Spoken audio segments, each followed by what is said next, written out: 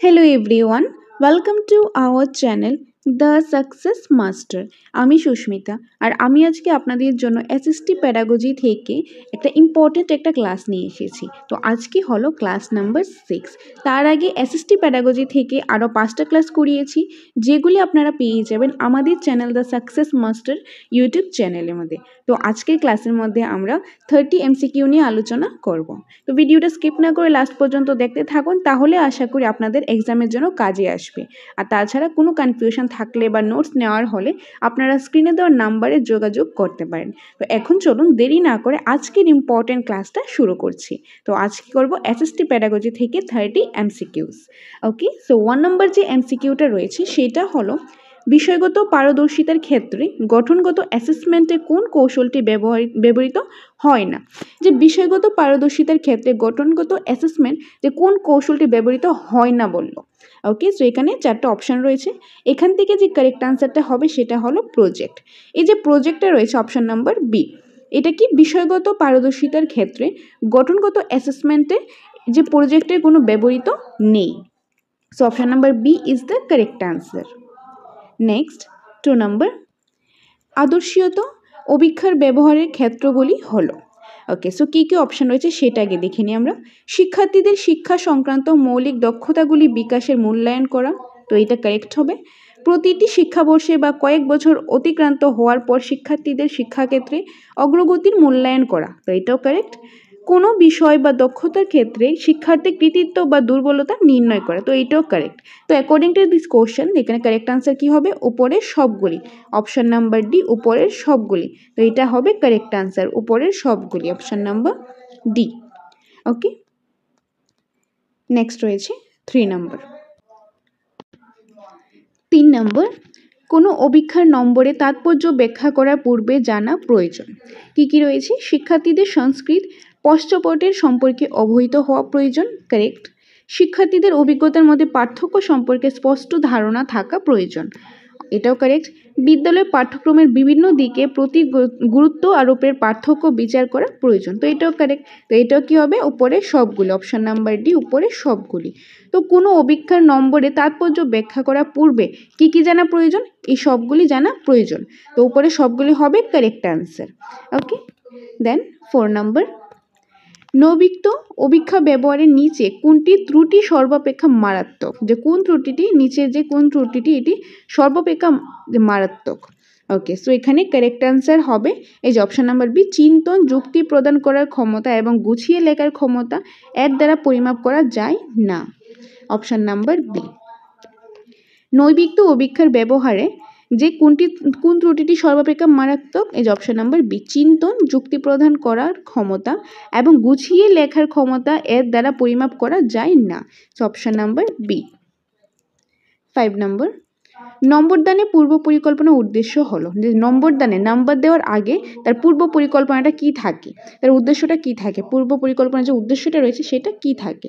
তো সেটা থাকে পরিমাপের নৈবিত্ততা নিয়ে আসা, পরিমাপে নৈবিত্ততা নিয়ে আসা, এটা উদ্দেশ্য থাকে। নম্বরদানের পূর্ব পরিকল্পনা উদ্দেশ্য থাকে এটা, অপশান নাম্বার এ। 6 নম্বর, অ্যাসেসমেন্টের নীতি হলো। অ্যাসেসমেন্টের নীতি কি? যে প্রিন্সিপাল অফ অ্যাসেসমেন্ট। অ্যাসেসমেন্টের নীতি কি? অ্যাসেসমেন্টের নীতি হলো কার্যকারী ফিডব্যাক সরবরাহ করা, দেন শিক্ষকের প্রয়োজন মতো পাঠদান পদ্ধতি পরিবর্তন করা, আদর্শ মান নির্ণয় করা, অর্থাৎ উপরে সবগুলি। এগুলি হলো, এই যে 3টে অপশান দেওয়া রয়েছে, এগুলি হলো অ্যাসেসমেন্টের নীতি, principal of assessment. Option number D হবে এটা কারেক্ট আনসার, উপরের সবগুলি। 7, নিচের কোনটি সঠিক? এই যে নিচে 4টা অপশান দেওয়া রয়েছে, তার থেকে কোনটা সঠিক? 1 and 3 নাকি 1 and 2 নাকি 1 and 4 নাকি 2 and 4, কোনটা সঠিক হবে? তো কি কি রয়েছে সেটা আগে আমরা দেখে নিই। গঠনগত অ্যাসেসমেন্ট সমষ্টিগত অ্যাসেসমেন্ট অপেক্ষা অধিকবার ব্যবহার করা, গঠনগত অ্যাসেসমেন্ট ও সমষ্টিগত অ্যাসেসমেন্ট সমান সংখ্যক হয়, গঠনগত অ্যাসেসমেন্টের সঙ্গে সমষ্টিগত অ্যাসেসমেন্টের সম্পর্ক আছে, গঠনগত অ্যাসেসমেন্ট ও সমষ্টিগত অ্যাসেসমেন্ট পরস্পর নিরপেক্ষ। তো এখন যেগুলি পড়লাম এগুলি থেকে কোনটা কারেক্ট হবে? তো এখানে কারেক্ট অ্যান্সার হলো 1 and 3, যে 1 নাম্বারটা অ্যান্ড 3 নাম্বারটা। 1 নাম্বারটা হলো গঠনগত অ্যাসেসমেন্টের সমষ্টিগত অ্যাসেসমেন্ট অপেক্ষা অধিকবার করা হয়, যে গঠনগত অ্যাসেসমেন্টে সমষ্টিগত অ্যাসেসমেন্টের অপেক্ষা অধিকবার করা হয়, তো এটা কারেক্ট হবে। অ্যান্ড গঠনগত অ্যাসেসমেন্টের সঙ্গে সমষ্টিগত অ্যাসেসমেন্টের সম্পর্ক আছে, তো সম্পর্ক তো অবভিয়াসলি থাকবে, তো এটা কারেক্ট হবে 1 and 3, অর্থাৎ option number A, option number A 1 and 3। Okay, 1 and 3 হলো এটা কারেক্ট অ্যান্সার। অপশন নাম্বার এটার হবে অপশন নাম্বার এ, এই যে 1 and 3। তারপর রয়েছে 8 নাম্বার। আদর্শীয়তা অভিক্ষার গুরুত্বপূর্ণ বৈশিষ্ট্য হলো নিচের কোনটি সঠিক নয়। যে আদর্শীয়তার অভিক্ষার গুরুত্বপূর্ণ একটি বৈশিষ্ট্য, কিন্তু নিচে এই অপশনগুলি থেকে কোনটা এখান থেকে সঠিক নয়, কোনটা সঠিক নয়, তো এখান থেকে 3টা সঠিক আর একটা সঠিক নয়, তো কোনটা সঠিক নয় সেটা আমরা দেখে নিই। এখানে হবে এই যে একমাত্র অভিজ্ঞ এবং প্রশিক্ষণপ্রাপ্ত ব্যক্তি প্রয়োগের অধিকারী হবে, তো এটা এই বৈশিষ্ট্যটা সঠিক নয়। আদর্শীয়তা অভিক্ষার গুরুত্বপূর্ণ বৈশিষ্ট্যের মধ্যে এইটা সঠিক নয়, এটা কারেক্ট নয়। ওকে, তো এখানে কারেক্ট আনসার কি হবে অপশন নাম্বার বি। আর বাকি যে 3টা অপশন রয়েছে, এই যে A number, then C and D, এই 3টা হলো আদর্শীয়তা অভিক্ষার গুরুত্বপূর্ণ বৈশিষ্ট্য। আর কোনটা সঠিক নয়, বি নাম্বারটা। তো এই কোশ্চেনের আনসারটা হবে অপশন নাম্বার বি, একমাত্র অভিজ্ঞ এবং প্রশিক্ষণপ্রাপ্ত ব্যক্তির প্রয়োগের অধিকারী হবে। 9 নাম্বার, কোনটি সঠিক, এই যে 4টা থেকে কোনটা সঠিক হবে, তো এখানে কারেক্ট আনসার হবে উপরে কোনোটিই নয়। কেন? কারণ নির্বিচ্ছিন্ন মূল্যায়ন দ্বারা সঙ্গে সামগ্রিক মূল্যায়নের ধারণার সম্পর্ক নেই, তো এটা কি হবে, এটা কারেক্ট হবে না। নির্বিচ্ছিন্ন মূল্যায়ন সামগ্রিক মূল্যায়ন অপেক্ষা উন্নত, তো এটাও হবে না। নির্বিচ্ছিন্ন মূল্যায়ন এবং সামগ্রিক মূল্যায়নের উদ্দেশ্য। ওকে, সো এখানে কারেক্ট আনসার হবে কোনটি সঠিক হবে, এখান থেকে একটাও সঠিক হবে না, না এ নাম্বারও সঠিক না, বি নাম্বারও না, সি নাম্বারও না, তার জন্য বলা হয়েছে উপরে কোনোটি নয়। Okay, so option number D. 10 number, কোনটি সঠিক, এখানে কোনটি সঠিক, তো কি কি রয়েছে সেটা আগে দেখে নিই।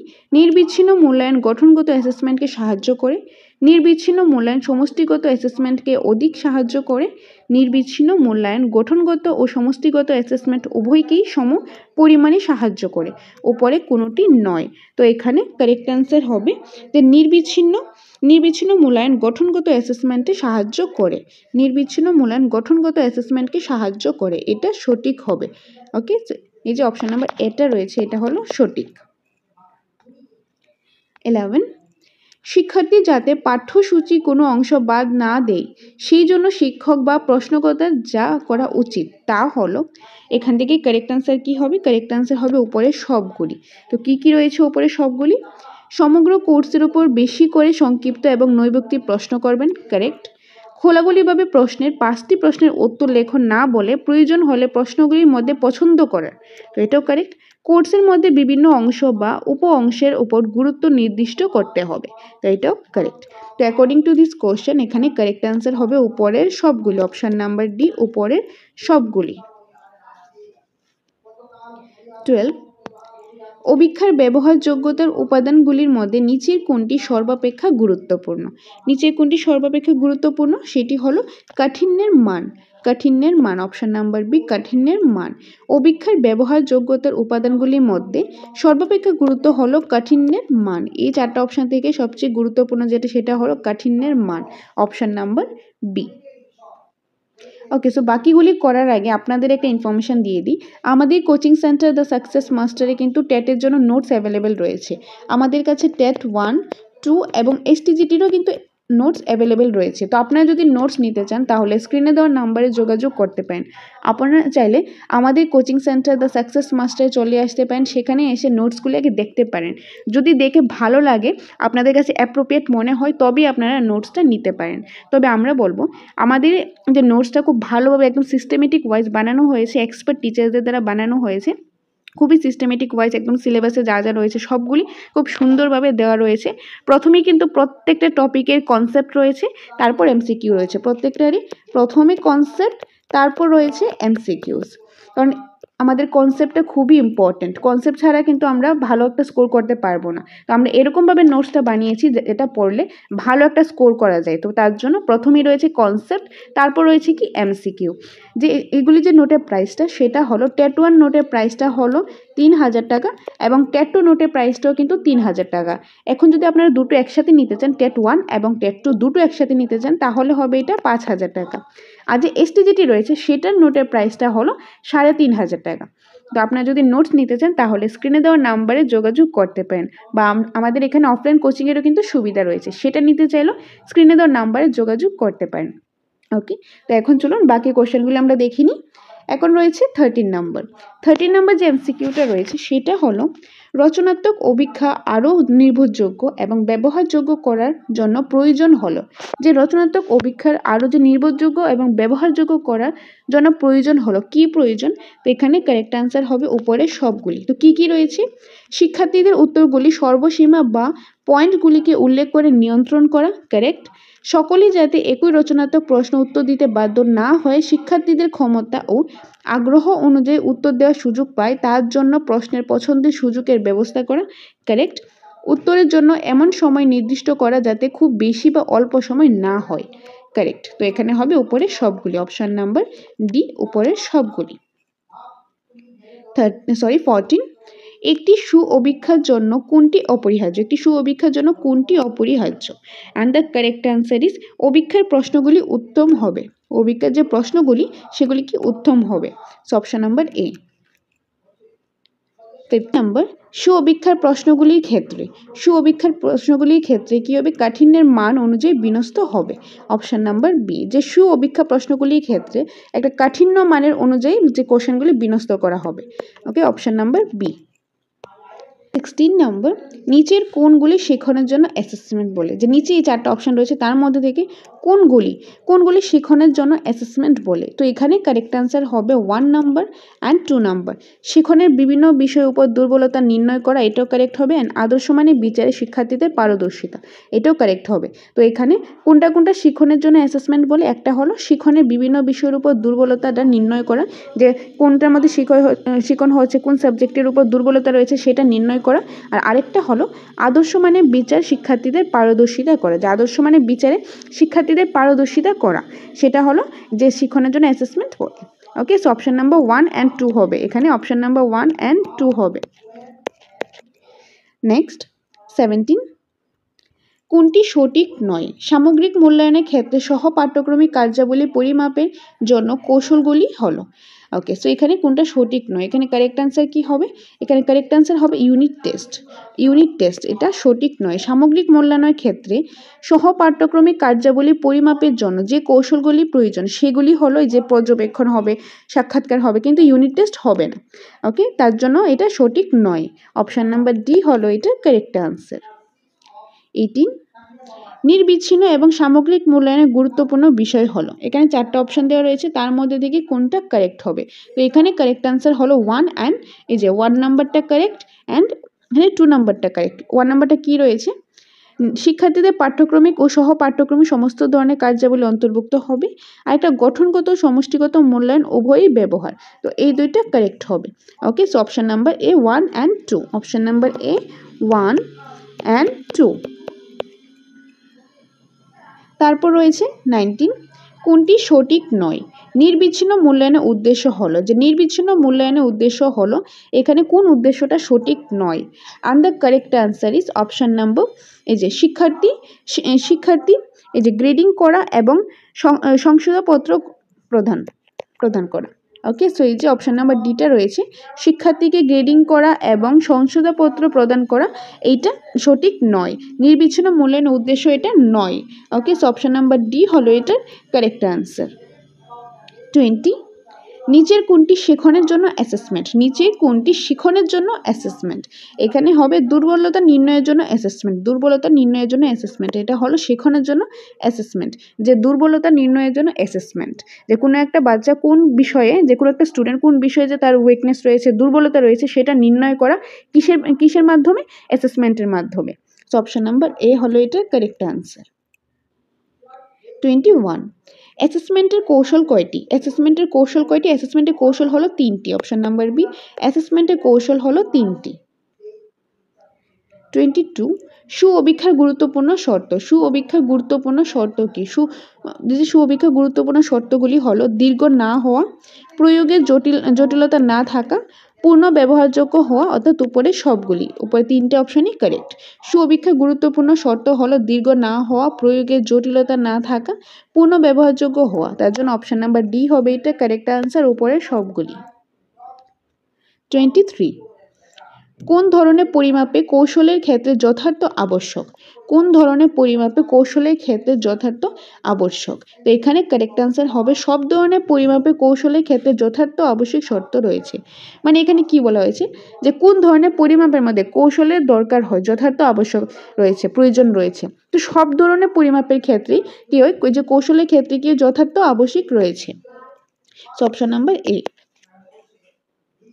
24 শিক্ষাগত অভিক্ষা যথার্থ কয়টি শ্রেণীতে ভাগ করা যায়? শিক্ষাগত অভিক্ষা যথার্থ 4টি শ্রেণীতে ভাগ করা যায়। অপশন নাম্বার বি, 4টি শ্রেণীতে ভাগ করা যায়। 25 বিষয়বস্তুগত যথার্থ কোন অভিক্ষার বিশেষ প্রয়োজন? বিষয়বস্তুগত যথার্থ কোন অভিক্ষার বিশেষ প্রয়োজন? পারদর্শিতা অভিক্ষার বিশেষ প্রয়োজন। বিষয়বস্তু যথার্থ যে কোনো একটা সাবজেক্টের জন্য, যেটার মধ্যে যে মানে বিষয়বস্তু অর্থাৎ সাবজেক্টের ব্যাপারটা একদম ভালোভাবে জানবে, তার যে ভালো একটা আইডিয়া থাকবে, তো সেই কিসের প্রয়োজন? অভিজ্ঞতা, পারদর্শিতার অভিজ্ঞতা, যে অভিক্ষার প্রয়োজন হয়, পারদর্শিতা অভিক্ষার প্রয়োজন হয়। Option number C. 26 নিচের কোনটি সঠিক? যে নিচের 4টা অপশন থেকে কোনটা সঠিক হবে? এখান থেকে সঠিক সবগুলি হবে। কেন হবে? যে কি কি রয়েছে সেটা দেখিনি। যথার্থ নির্ণয়ে একটি সর্বজনীন গ্রাহ্য নির্ণায়ক থাকা আবশ্যিক। দেন কোনো অভিক্ষায় 100% যথার্থ নয়, যথার্থ মাত্রায় প্রকাশ হয়। তো সবগুলি তো সঠিক, তার জন্য option number D. Option number D. 27 অ্যাসেসমেন্টের কৌশল হলো, অ্যাসেসমেন্টের কৌশলটাকে, অ্যাসেসমেন্টের কৌশল হলো এখানে কি কি রয়েছে?